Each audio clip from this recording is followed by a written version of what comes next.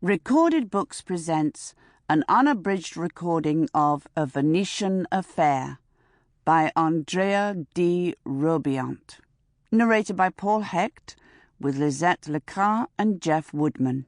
This book is copyrighted 2003 by Andrea Di Robilant. This recording is copyrighted 2003 by Recorded Books. Andrea Di Robilant, direct descendant of Venetian patrician Andrea Memmo, has here assembled his family's patrimony, a collection of love letters written in the latter half of the 18th century between his noble ancestor and Giustiniana Wynne, a young Anglo-Venetian woman with checkered credentials. Weaving together this correspondence and historical details from other sources, Di Robilant paints for us an extraordinary picture of passion thwarted at every turn by the political and social mores of the day.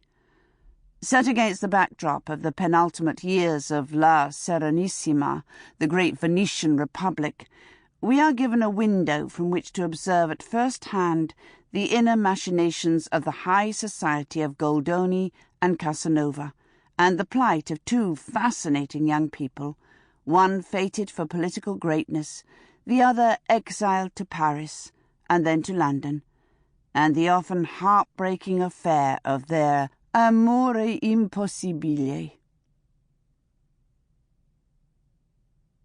And now, A Venetian Affair.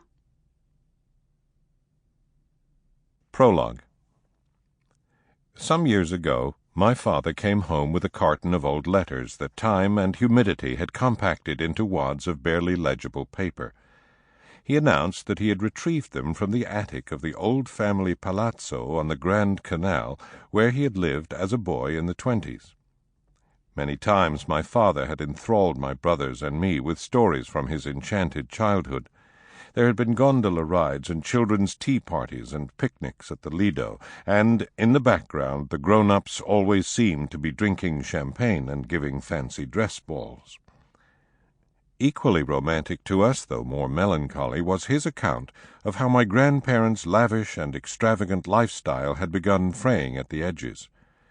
By the early 30s, art dealers were dropping by more and more frequently. Large empty patches appeared on the walls. Pieces of antique furniture were carried out of the house. Even the worn banners and rusty swords of our fierce ancestors had wrested from the hated Turks were sold at auction. Eventually, my spendthrift grandfather sold off the palace floor by floor. Sample complete. Ready to continue?